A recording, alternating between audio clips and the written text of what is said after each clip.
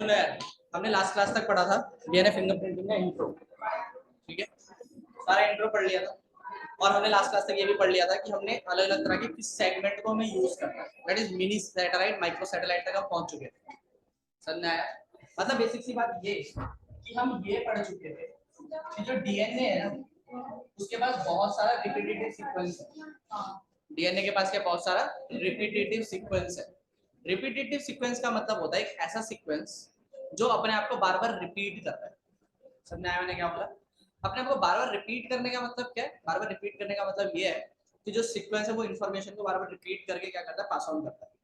लेकिन पूरा डीएनए को अगर मैं मैच करने बैठ जाऊं तो दिक्कत होती है, और दिक्कत ये होती है कि पूरे डीएनए को मैच करने में बहुत ज्यादा टाइम लगेगा। इसीलिए हम क्या कर देते हैं, उसको और ज्यादा छोटा कर देते हैं। और और ज्यादा छोटा कर देते हैं, हमें बाद में ये पता लगा कि हमारे पूरे डीएनए के अंदर एक ऐसा सीक्वेंस होता है जो अपने आप को बार बार रिपीट करता है।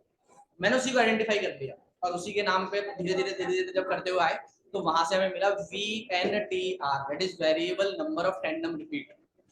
टैंडम क्या था? एक सीक्वेंस जो अपने आप को बार बार रिपीट करता है, वो भी लगातार। दो तरह के सीक्वेंस थे ना, एक टैंडम रिपीट था, इंटरस्पर्स था। इंटरस्पर्स में क्या था, थोड़ी थोड़ी देर बाद वो रिपीट करता था। लेकिन टैंडम क्या था, लगातार अपने आप को रिपीट करता था, एबीसी एबीसी एबीसी एबीसी ऐसे करके। यही था। ठीक है, दूसरी बात, जब ये बार बार अपने आप को रिपीट कर रहा था तो इंपॉर्टेंट बात ये है कि फिर वो अपने आप को धीरे धीरे करके हम आ गए कि 11 से 60 बेस पेयर का ऐसा सीक्वेंस हमने आइडेंटिफाई कर लिया जो अपने आप को रिपीट करता है। ठीक है, और 11 से 60 वाले को हम क्या बोलते हैं, वो जो रिपीट कर रहा है वो नंबर, हम उसी का यूज करेंगे और वहां पे आगे जाके रिप्लेस करेंगे। यहाँ तक क्लियर हो गया? पक्का समझ आ रहा है मैं क्या बोल रहा हूँ? अब आगे बढ़ते हैं, एक सेकंड। क्लियर है? अब सुनो, अब मुझे ये पता लग गया कि VNTR जो है वो एक ऐसा सीक्वेंस है जो अपने आप को रिपीट करता है। ये जो हमने सैटेलाइट डिवाइड करी थी ना यार, मतलब जिसको तुम बोल सकते हो कि हमने जो सैटेलाइट डीएनए डिवाइड करा था, वो अलग अलग बेसिस पे डिवाइड होता है। कभी कभी हम ये भी देखते हैं कि मतलब जो डीएनए कितना बड़ा सीक्वेंस है उसका। कभी कभी हम ये भी देखते हैं कि डीएनए के अंदर वो जो लेंथ है वो कितनी बार रिपीट कर रही है, क्या कौन सा सीक्वेंस रिपीट कर रहा है, वगैरह वगैरह। तो VNTR तीन चार बेसिस पर क्या होता है, डिवाइडेड होता है। क्लियर? VNTR क्या है? तो VNTR का मतलब है variable number of tandem repeat.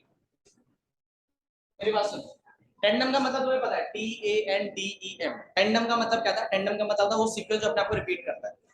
Variable number का मतलब होता है कई बार रिपीट करता है, कोई फिक्स नंबर नहीं, कभी 200 बार 300 बार रिपीट कर रहा है। या फिर ये भी हो सकता है कि एक बेस पेयर, एक सीक्वेंस है 10 बेस पेयर का, वो अपने आप को रिपीट कर रहा है। कभी एक बेस पेयर है, कभी एक सीक्वेंस है 12 बेस पेयर, वो अपने आप को रिपीट कर रहा है। ठीक है, लेकिन हम जो लेते हैं वो 11 से 60 के बीच वाला लेते हैं। कभी मान लो फॉर एग्जांपल 30 बेस पेयर का एक सीक्वेंस है जो अपने आप को रिपीट कर रहा है, लेकिन वो लगातार रिपीट करते रहना चाहिए। इसको कहते हैं VNTR। कहते क्लियर हो गया? पक्का समझ आ गया? अब सिंपल सा सीक्वेंस, सिंपल सी बात है। अगर मैं एक जो क्राइम सीन से मुझे मिला है, अगर मैं उस डीएनए को निकाल लूं और मुझे पता लग जाए कि उसके अंदर कौन सा VNTR अपने आप को रिपीट कर रहा है, और जो मेरे सस्पेक्ट है अगर मैं उनका डीएनए निकाल लूं और मुझे उसमें पता लग जाए कि कौन सा VNTR अपने आप को रिपीट कर रहा है, तो मैं अपने आप ही मैच करने लगता हूं। समझ में आया मैंने क्या बोला? पक्का समझ में आ रहा है? इसी से पता लगता है डीएनए फिंगरप्रिंटिंग। पक्का क्लियर? हमने लास्ट क्लास तक माइक्रो सैटेलाइट वगैरह लिख लिया होगा, उसके बाद एक और पॉइंट लिखना चालू करो, सीधा पॉइंट लिखना चालू करो। ठीक है, हमने लास्ट क्लास तक सैटेलाइट्स वगैरह के बारे में पढ़ लिया था। ठीक है, उसके नीचे एक पॉइंट लिखना, सैटेलाइट डीएनए, सैटेलाइट का पॉइंट है ये, किसी नीचे नीचे नहीं लिखना, प्रॉपर पॉइंट है। ठीक है, satellite DNA is further distinguished on the basis of, satellite DNA is further distinguished on the basis of, A। तीन पॉइंट है, उसमें से पहला लिखो A। on the basis of A, क्या नाम है, length of the fragment of DNA, या फिर length of the fragment. Fragment मतलब वो VNTR जो रिपीट कर रहा है उसको कट मार के हमने बाहर निकाल लिया। Length of the fragment, length of the fragment, segment, fragment बोल सकते हो लेकिन। ठीक है, सेकंड है, सेकंड है किस बेसिस पे डिवाइड कर सकते हैं, नंबर ऑफ रिपीट, कितनी बार सीक्वेंस रिपीट कर रहा है, नंबर ऑफ रिपीट।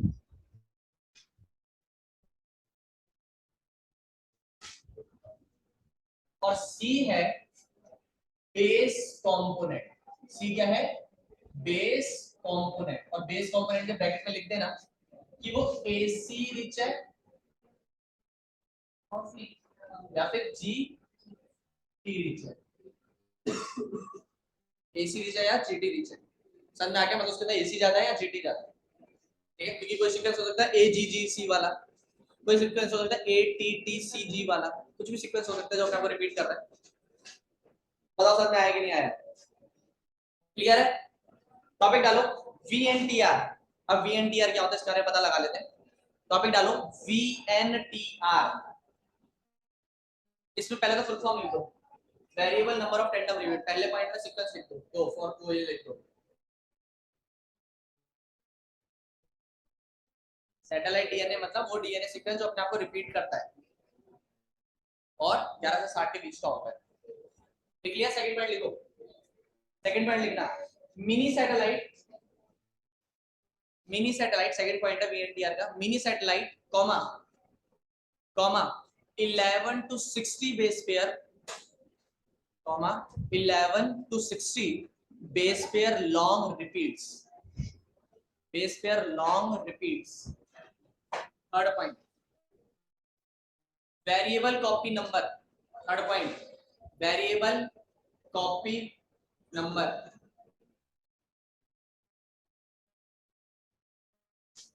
अगला point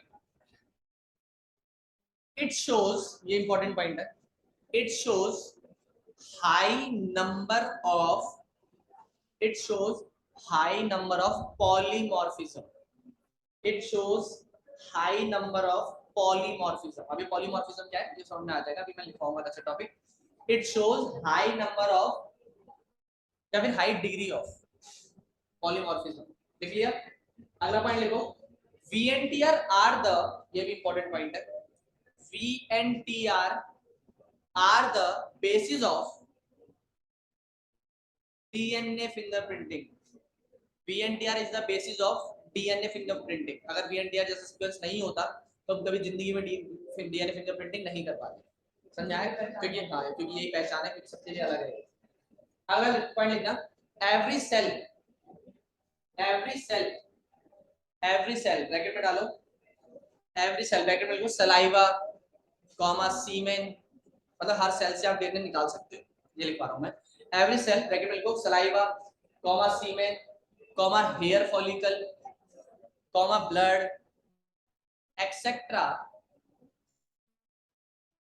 bracket close have same polymorphism, have same polymorphism, full stop, next point। therefore therefore they are, they मतलब VNTR, therefore they are important tools, therefore they are important tools for forensic investigation, for forensic investigation, for forensic investigation।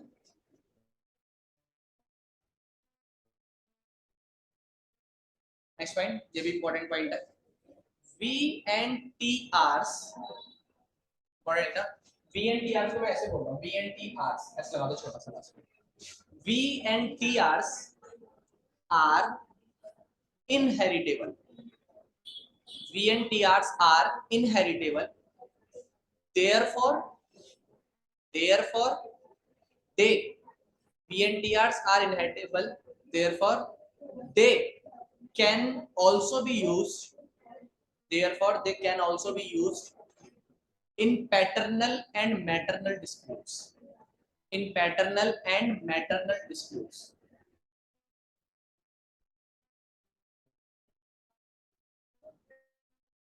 Paternal maternal disputes, ठीक है? Topic डालो polymorphism क्या होता है, topic डालो polymorphism क्या होता है, पॉलीमॉर्फिज्म इसमें लिखना, पॉलीमॉर्फिज्म इसमें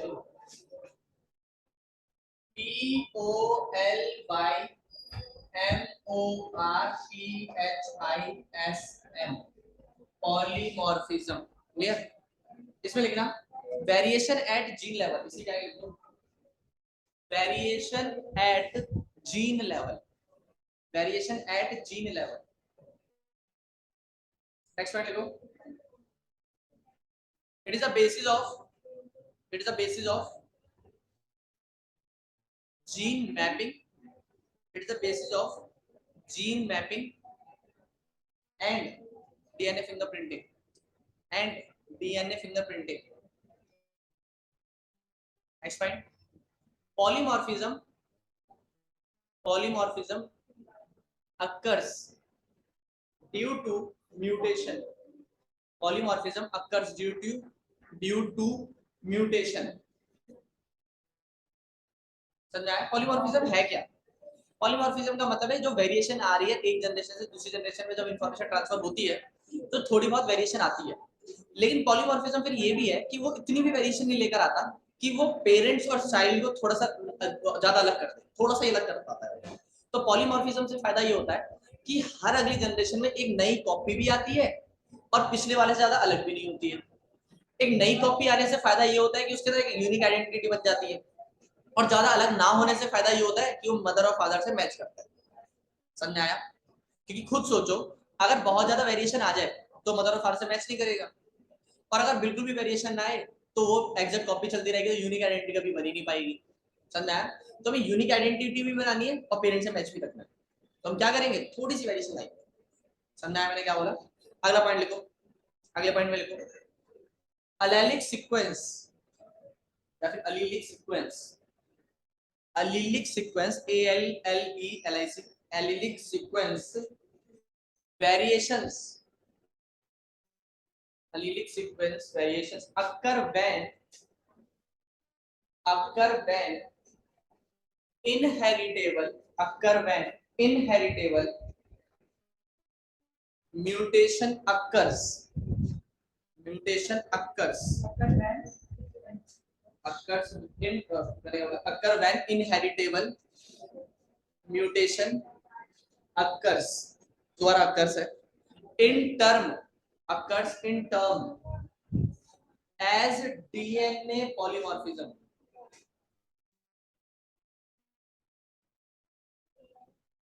as DNA polymorphism full stop। ठीक है याद है? अब आगे बढ़ते हैं, एक पॉइंट और लिखो, DNA polymorphism, DNA polymorphism has important role to play, क्योंकि क्या लेकर आ रहा था, वेरिएशन लेकर आ रहा था ना, वेरिएशन से क्या होगा, इवोल्यूशन। तो लिखो DNA polymorphism has important role to play in evolution and speciation, in evolution and speciation। तो इवोल्यूशन क्यों होता है, क्या पढ़ा था हमने? ठीक है, इवोल्यूशन में क्या पढ़ना है, इवोल्यूशन का मतलब यही है कि एक चेंज जो आ रहा है हर अगली जनरेशन के अंदर, दैट इज इवोल्यूशन। और स्पेसिएशन का मतलब क्या होता है, स्पेसिएशन मैं बता देता हूँ क्या है, वो इवोल्यूशन में डिटेल में पढ़ेंगे। ठीक है, क्या है मैं बता रहा हूँ, रिपीट कर रहा हूँ। तो डीएनए पॉलीमॉर्फिज्म क्या प्रमोट करता है, म्यूटेशन प्रमोट करता है, म्यूटेशन की वजह से वो हो रहा है, और धीरे धीरे म्यूटेशन होता है तो हम उसको क्या कहते हैं, क्या नाम है, इवोल्यूशन में लीड करता है वो, यही तो पढ़ा था कि धीरे धीरे म्यूटेशन इकट्ठा होता जाता है, तो एक जनरेशन दो जनरेशन हजार जनरेशन के बाद वो परमानेंट चेंज बन जाता है, जिसको हम क्या कहते हैं, इवोल्यूशन कहते हैं। समझ आया मैंने क्या बोला, समझ आ रहा है? सिंपल सा, ये सिंपल सा तो तरीका है, इधर देखो, इधर देखो। अगर मान लो फॉर एग्जांपल पहले सबसे पहले क्या होगा, पहले हमारी टेल हुआ करती थी, धीरे धीरे धीरे धीरे टेल की इन्फॉर्मेशन ना धीरे धीरे खत्म होने लगी, धीरे धीरे खत्म होने लगी। ऐसा तो नहीं है एक जनरेशन की टेल है अगली जनरेशन की टेल गायब, ऐसा तो नहीं हो सकता। तो धीरे धीरे म्यूटेशन हुई और धीरे धीरे करते करते करते करते करते वो टेल पूरी तरह से गायब हो। तो छोटे छोटे छोटे छोटे चेंज बड़ा चेंज लेकर आते हैं, छोटे छोटे चेंज को क्या कहते हैं, वेरिएशन या फिर म्यूटेशन। और बड़े चेंज म्यूटेशन की वजह से आएगा, तो म्यूटेशन को इकट्ठा करते हो जाओ तो क्या बन जाएगा, इवोल्यूशन। समझ में आया? और दूसरी बात स्पेसिएशन, स्पेसिएशन का मतलब होता है वही म्यूटेशन की वजह से होता है, स्पेसिएशन का मतलब होता है formation of a new species from existing species. तो हमारे जो पूर्वज थे और जो एप्स के पूर्वज थे, जो चिंपैंजीज के पूर्वज थे, वो सेम थे, है ना, उन्होंने अलग अलग जगह पे रहने की वजह से क्या हुआ, अलग अलग तरह की वेरिएशन आई, तो अलग अलग तरह के ऑर्गेनिज्म बने। वो तो पहले एक स्पीशीज थी लेकिन उसके अंदर चेंज आने से एक नई स्पीशीज बनी है, उसी से बनी है, कोई नई नहीं आई है कहीं अलग से जगह से टपक गई हो, ऐसा नहीं हुआ, दैट इज कॉल्ड स्पेसिएशन। समझ आया? हम उसको इवोल्यूशन, इवोल्यूशन तो है ही ना, वो इवोल्यूशन के अंदर का एक पार्ट है, दैट इज स्पेसिएशन, कि एक एग्जिस्टिंग स्पीशीज से एक नई स्पीशीज बन जाना। For example tiger, for example cat category, cat और टाइगर को हम सेम फैमिली से मानते हैं क्योंकि उनका जो एंसेस्टर था वो सेम ही था, तो एक ही कैटेगरी से दूसरा एनिमल बनना, डेट इज कॉल्ड स्पेसिएशन, होगा वो इवोल्यूशन का टाइप। समझ आ गया? नेक्स्ट वन लिखो।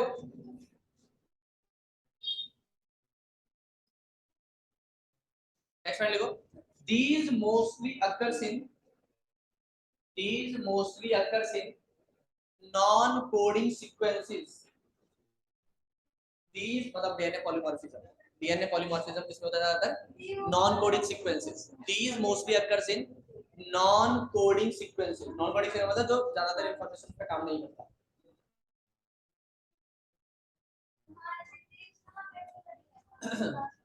अगला पॉइंट लिखो,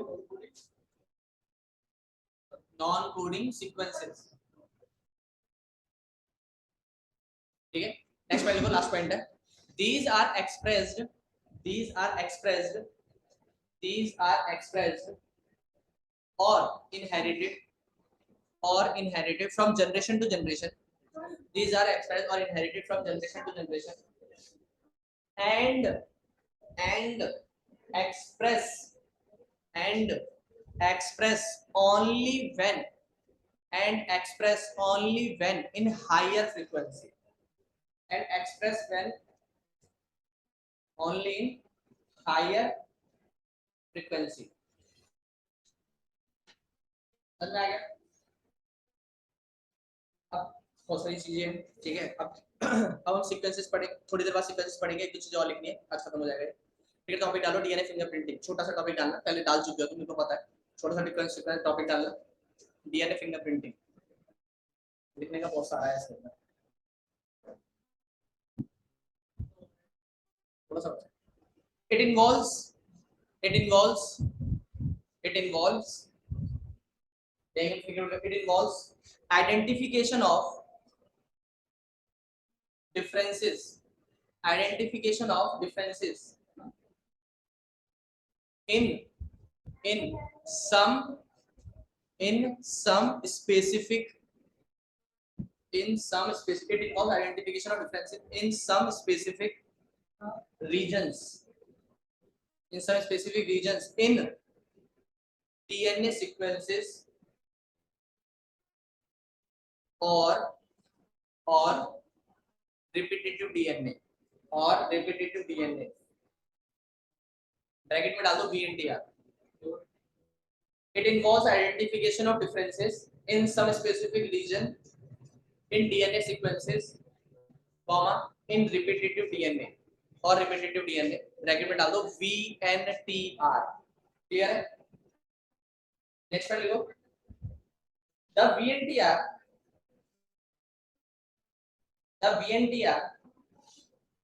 is flanked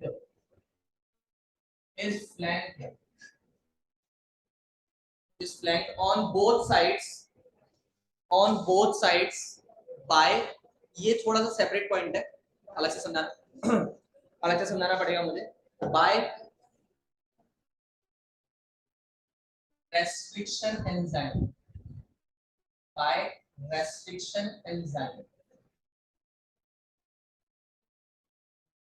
टॉपिक डालो, एप्लीकेशन, क्योंकि इसके अंदर ये VNTR कर रहा है, नहीं लिखा था चल जाता है। हां मैं समझ गया, ठीक है। टॉपिक डालो, application of VNTR, sorry application of DNA fingerprinting. हम डीएनए फिंगरप्रिंटिंग क्यों यूज करते हैं, लास्ट में बता चुका हूं, किस लिए यूज करते हैं? क्राइम सीन से पता लगाने के लिए, ठीक है, या फिर किसी क्रिमिनल का पता लगाने के लिए, फैमिली डिस्प्यूट्स के लिए, या फिर कोई इवोल्यूशन को स्टडी करना है, तब भी बहुत ज्यादा चीजों पे स्टडी किया जाता है। लिखो पहला पॉइंट, क्रिमिनल आइडेंटिफिकेशन। पहला point, criminal identification. Next point, paternity and maternity cases.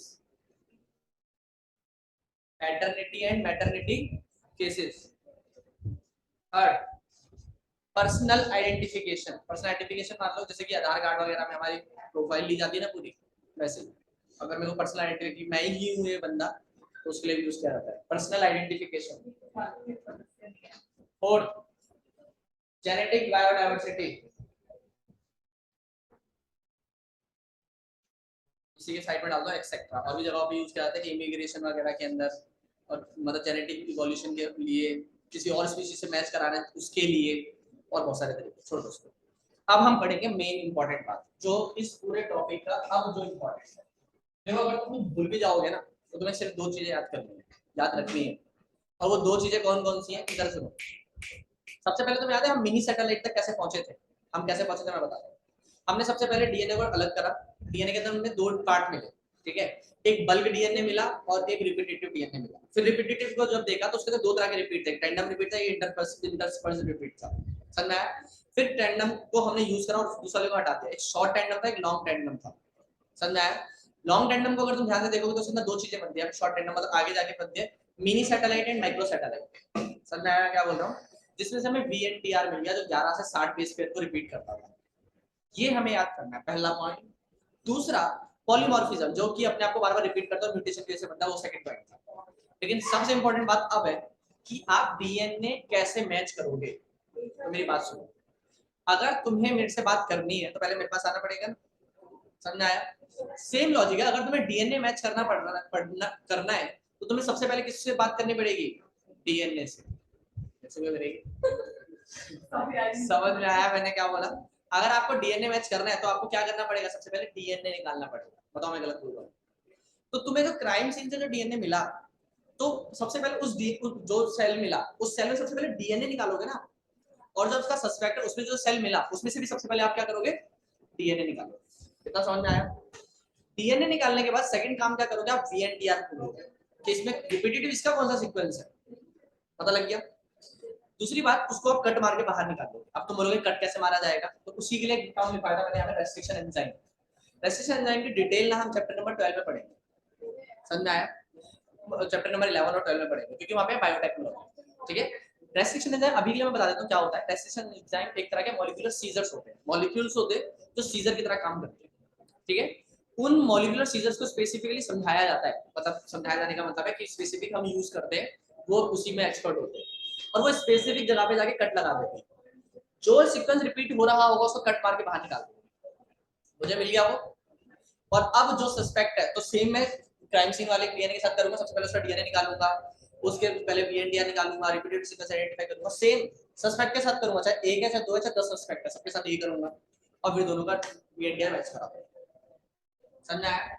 लेकिन इसके बीच में एक स्टेप और जोड़ना है, वो ये कि मान लो फॉर एग्जांपल क्राइम सीन पर जो तुम्हें डीएनए मिला, मान लो फॉर एग्जांपल वो जो क्राइम सीन से जो डीएनए मिल रहा है वो खराब है, वो सॉरी वो खराब हो जाएगा, हमारा तो नुकसान हो जाएगा। फिर तो आपके पास कुछ है ही नहीं प्रूफ करने के लिए। इसीलिए वो फोरेंसिक एक्सपर्ट्स क्या करते हैं, पहले ही बहुत सारी कॉपी बना लेते हैं। समझ में आया? कि अगर एक खराब हो भी जाए तो दूसरी तो है ब्रो, दूसरी खराब हो जाए तो तीसरी है, तीसरी खराब हो जाए तो चौथी है, चौथी 1000 खराब कर लो आप, उनके पास बिलियंस है। रीजन क्योंकि वो एक मैकेनिज्म में डाल देते हैं जिसका नाम है पीसीआर। इस पीसीआर को भी हम आगे जाके समझेंगे, लेकिन अभी के लिए मैं तुम्हें और शॉर्ट में समझा देता हूँ। तो सुनो, अब सबसे पहला क्या हो गया, आप डीएनए सबसे पहले एक्सट्रैक्ट करोगे क्राइम सीन से या कहीं से भी आपको सस्पेक्ट में से जो भी डीएनए मिला है, क्लियर। उस डीएनए को एक्सट्रैक्ट करने के लिए आप क्या करोगे, मेरी बात सुनो। अगर आपको एक सेल में से डीएनए निकालना है तो तुम 2 तरीके यूज कर सकते हो। या तो मान लो फॉर एग्जांपल मेरे इस टाइम इस पूरे इसमें हॉल में बहुत सारे लोग हैं, ठीक है। अगर तुम्हें मुझसे बात करनी है तो तुम 2 तरीके यूज कर सकते हो। या तो तुम सिर्फ मुझे बुला के ले जाओ, या इन सबको वापस इन सबको भेज दो और मुझे छोड़ दो। 2 ही तरीके से मैं आइसोलेट हो सकता हूँ ना, मेरे को 2 तरीके से अकेला किया जा सकता है। तो मुझे अलग ले जाओ या इन सबको अलग ले जाओ और मुझे अकेला छोड़ दो, तो मैं तब भी तो आइसोलेट हो ही गया। डीएनए के साथ भी यही है, या तो डीएनए को चुपचाप निकाल लो या तो डीएनए को वहीं पे छोड़ दो, बाकी सबको गायब कर दो। तो हम यही करते हैं, बाकी सबको गायब कर देते हैं। कैसे कर देते हैं, हम वो एंजाइम भेज देते हैं जो डीएनए को खाते हैं, डीएनए के अलावा सारी चीजों को खाते हैं। जैसे फॉर एग्जांपल मुझे पता है सेल के अंदर प्रोटीन होगा तो प्रोटीएज डाल दिया, कार्बोहाइड्रेट होगा तो कार्बोहाइड्रेटेज डाल दिया, आरएनए होगा तो आरएनएज डाल दिया। सारी चीजें खा के खत्म करते, सिर्फ डीएनए बचा है। इतना क्लियर? डीएनए के हमने रिपीटेटिव सीक्वेंस निकलवाए और कट लगवा दिए। कट किसकी मदद से लगवाए? रेस्ट्रिक्शन एंजाइम की मदद से। क्लियर? अब खुद सोचो, अगर डीएनए बहुत बड़ा है और उसके रिपीटेटिव सीक्वेंस बहुत बार है तो वो छोटे-छोटे टुकड़ों में बट जाएगा ना, डीएनए के बहुत सारे छोटे-छोटे टुकड़े हो जाएंगे, ठीक है। अब आप ये छोटे-छोटे टुकड़ों को क्या करते हो, एक जेल इलेक्ट्रोफोरेसिस नाम की प्लेट होती है, उस पर रन कराते हो। जो हमारा डीएनए वो नेगेटिव चार्ज है, ठीक है, और उस जेल इलेक्ट्रोफोरेसिस पे हम पॉजिटिव चार्ज देते हैं जिसके से वो रन करते हैं, भागते हैं। समझ में आया? इसमें ब्लॉटिंग का टर्म्स आते हैं, साउथर्न ब्लॉटिंग मतलब नॉर्दर्न ब्लॉटिंग, सदर्न ब्लॉटिंग, ठीक है, वेस्टर्न ब्लॉटिंग, ठीक है। तो ये साइंटिस्टों के नाम के ऊपर है। ईस्टर्न नाम की कोई ब्लॉटिंग नहीं होती है, इसमें 3 नाम की ब्लॉटिंग है। समझ में आ गया? तो फॉर एग्जांपल नॉर्दर्न ब्लॉटिंग, ठीक है। तो इसमें ब्लॉटिंग से क्या होता है कि हम एक्सट्रैक्ट कर पाते हैं, चीजों को सेपरेट कर पाते हैं। तो मेरी बात सुनिए, आपने सबसे पहले डीएनए लिया, रेस्ट्रिक्शन एंजाइम से कट लगवाया, अब जो से डीएनए के छोटे छोटे टुकड़े बन गए, क्या वो सारे टुकड़े बराबर होंगे? नहीं। अगर मैं आपको एक धागा काटने के लिए दे दूं और कोई स्केल ना दूं, तो आप कभी कोई छोटा धागा काटोगे, कोई बड़ा काटोगे, कभी ऐसे काटोगे, वैसे तो होगा। वैसे इसके साथ भी होता है, कोई डीएनए का फ्रेगमेंट बहुत बड़ा होता है, कोई छोटा होता है, कोई बहुत छोटा होता है, कोई बहुत बड़ा होता है। ऐसे से ना डीएनए फ्रेगमेंट्स आपस में उलझ जाते हैं, बहुत सारे छोटे छोटे बड़े ऐसे करके। हम जेल इलेक्ट्रोफोरेसिस पे डालते हैं, वो चार्ज से बना हुआ है, जिसके और इसके पास भी चार्ज होते हैं, रन करते हैं, जिसकी वजह से अपने साइज के अकॉर्डिंग एडजस्ट हो जाते हैं। जो सबसे छोटा हो सबसे आगे भाग जाएगा, जो सबसे बड़ा हो भारी होगा पीछे रह जाएगा। अब आपको जो चाहिए आपने वो उठा लिया, उठा लिया, अब आप क्या करोगे? मैच कर दोगे। समझ में आया? उससे पहले एक छोटा सा काम और करोगे, पहले इनकी कॉपी बनाओगे। तो आप इसको फिर किस में डाल दोगे? जेल इलेक्ट्रोफोरेसिस में डाला था, ये पहले बाद में कभी भी कर सकते हो। उसके बाद आप इसको किस में डाल दोगे? पीसीआर में डाल दोगे। पीसीआर में क्या होता है, डीएनए की बहुत सारी कॉपीज बन जाती है, अगर एक आध खराब हो भी जाए तो आपके पास बचा रहेगा। पीसीआर का मतलब पॉलीमरेज चेन रिएक्शन। इस पीसीआर के अंदर भी 3 स्टेप है, ठीक है। ये हम बायोटेक में पढ़ेंगे, यहाँ पे भी पढ़ सकते हैं, कई सारे टीचर यहाँ पे पढ़ाते हैं, कई सारे बायोटेक में पढ़ाते हैं, तो तुम्हारी मर्जी तुम किसी भी पढ़ सकते हो, लेकिन मैं अभी के लिए बता देता हूँ 3 तरीके क्या करते हैं। देखो तुम्हें याद होगा डीएनए से डीएनए जब बनता है तो कैसे बनता है? पहले डीएनए ओपन होता है, ठीक है, फिर इस पे नया डीएनए बनता है, इस पे नया डीएनए बनता है और ये सेपरेट हो जाता है। तो 1 से 2 बन गए, सेम 2 से 4, 4 से 8। ये बॉडी के अंदर जो चलता है हम आर्टिफिशियली कराते हैं, खत्म बात। समझ आया मैंने क्या बोला? आप पहले आपने जो काइनेसिस से जो डीएनए मिला वो आपका ऐसा है, पहले आप टेंपरेचर 90 से 92 डिग्री सेल्सियस देते हो, उसको कहते हैं एनिलिंग, उससे डीएनए सेपरेट हो गया। समझ में आ गया? फिर आप दूसरा स्टेप लगाते हैं, दैट इज इलोंगेशन, मतलब और भी ज्यादा तरीके लगाते हैं। तो उसमें आप नया डीएनए बनाओगे और फिर वो इलोंगेट हो जाएगा। 102 बन गए, दोनों पे दोबारा सेम प्रोसेस लगा दो, 4 बन गए, 4 पे दोबारा लगा दो। अगर आप 30 बार भी ये साइकिल चला दोगे तो बिलियंस में कॉपी पहुंच जाएगी। समझ आ गया? जो बहुत बड़ा नंबर है। समझ आ गया? अब बिलियन कॉपी खराब कर लोगे क्या? आप कर लो। समझ आया मैंने क्या बोला? पक्का क्लियर है? अब जब तुम स्टेप्स लोगे तो तुम्हें क्लियर हो जाएगा कि यही स्टेप हम फॉलो करते हैं डीएनए फिंगरप्रिंटिंग के लिए। समझ आया? पक्का समझ आ रहा है? ठीक है, फटाफट से लिखो, टॉपिक डालो, technique of DNA fingerprinting, last topic है, इसी सेशन में खत्म कर देंगे अगर जल्दी जल्दी लिखोगे। टेक्निक ऑफ डीएनए फिंगरप्रिंटिंग, जल्दी लिखो, 10 मिनट में खत्म करना है। पहला, आइसोलेशन ऑफ डीएनए। सबसे पहले आप डीएनए को आइसोलेट करोगे, सबसे पहला पॉइंट है आइसोलेशन ऑफ डीएनए। इसमें लिखो, अब ये जो पहला पॉइंट है ना, इसके अंदर ए पॉइंट है, आइसोलेशन ऑफ डीएनए के अंदर पहला पॉइंट है, लिखना इसको जरा। Purified DNA, purified DNA is isolated by is isolated by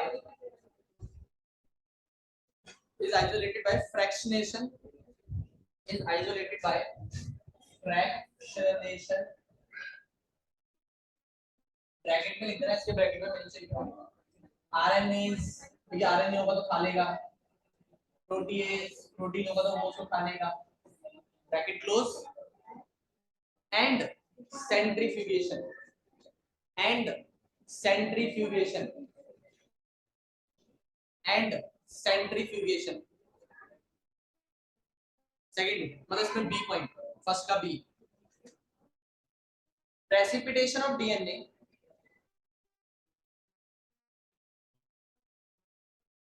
is done by precipitation of DNA is done by adding precipitation of DNA is done by adding chilled ethanol। ये कोई important step नहीं है, NCERT में नहीं देता है, ठीक है। done by chilled ethanol, then इसी के आगे then DNA is purified, then DNA is purified and isolated by spooling, SPOOLING, मतलब डीएनए को सेपरेट करने की टेक्निक का नाम है स्पूलिंग, SPOOLING। अगला point, amplification of DNA is done bye, ये सेकंड पॉइंट है, सेकंड पॉइंट है, मतलब पहले के 2 पॉइंट थे, अभी सेकंड पॉइंट है। एम्प्लीफिकेशन है, amplification of DNA is done by PCR, PCR, amplification of DNA is done by PCR. यार याद रखना ये वाला स्टेप तभी यूज किया जाता है जब डीएनए बहुत कम अमाउंट में होता है। डीएनए अगर मेरे पास अनलिमिटेड है तो मैं क्यों कॉपी बनाऊंगा, मेरे पास तो है ही ना। लेकिन अगर अनलिमिटेड नहीं है तो हम क्या कर लेते हैं, पहले पीसीआर लगा लेते हैं। समझ में आ गया? तो लिखना amplification of DNA is done by PCR. PCR की फुल फॉर्म लिख लो, polymerase chain reaction. Polymerase chain reaction का मतलब एक बार आप डाल दो 1 से 2, 2 से 4, 4 से 8 बिलियन कॉपी अपना भी बनकर आ जाएगी। Polymerase chain reaction. Third, fourth point, sorry third point, cutting of DNA, cutting of DNA into fragments, cutting of DNA into fragments by restriction enzyme, by restriction enzyme. Fourth point, separation of DNA fragments, जो छोटे छोटे टुकड़े हो गए अब restriction enzyme के खाने की वजह से, तो कैसे सेपरेट होंगे? Separation of DNA fragments by gel electrophoresis, by gel electrophoresis, ये टेक्निक है डीएनए के सेगमेंट्स को अलग करने की, by gel electrophoresis. Next point, fifth point, plotting, PLOTTING, plotting, that is plotting, I dot P dot लिखो, that is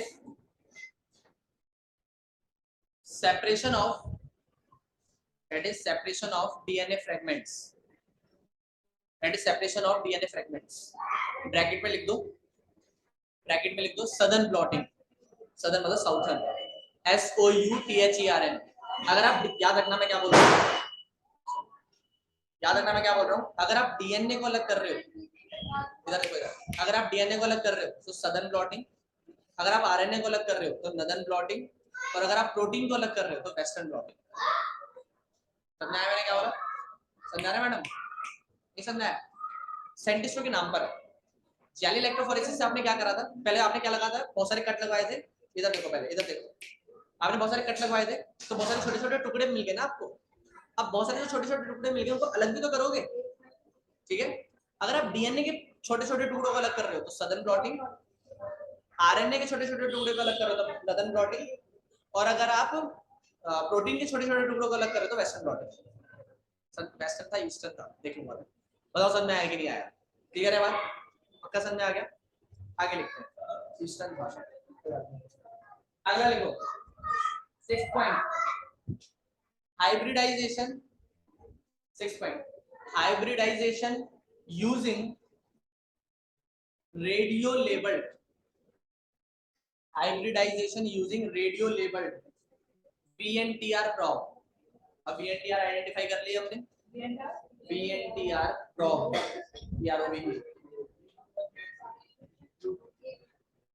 using radio labeled VNTR probe। next point,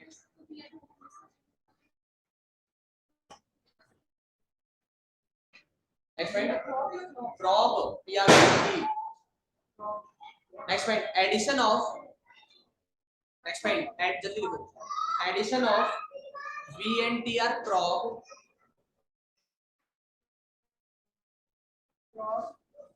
into sequences, into sequences and detection of hybrid DNA and detection of hybrid DNA fragments, detection of hybrid DNA fragments by autoradiography, by autoradiography, ठीक है? by autoradiography खत्म।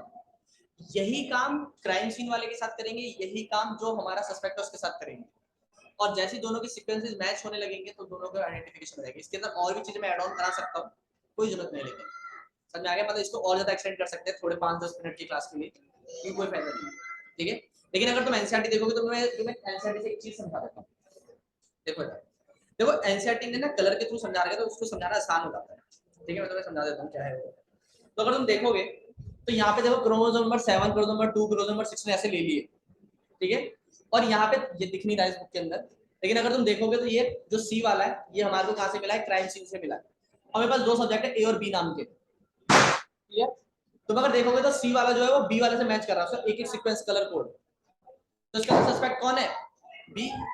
बताओ समझ में आया कि नहीं आया। क्योंकि सी मतलब क्राइम सीन से मिला था हमें और बी वाला हमारे सस्पेक्ट से मैच कर रहा है, इसका मतलब वो है। और कैसे करा हमने मैच, ये सारी टेक्निक जो अभी मैंने 7 स्टेप लिखवाए हैं इनसे मैच करा। और प्रॉप का मतलब हिस्सा, टुकड़ा। वीएनटीआर प्रॉप मतलब वीएनटीआर का टुकड़ा, ठीक है। टॉपिक नहीं पॉइंट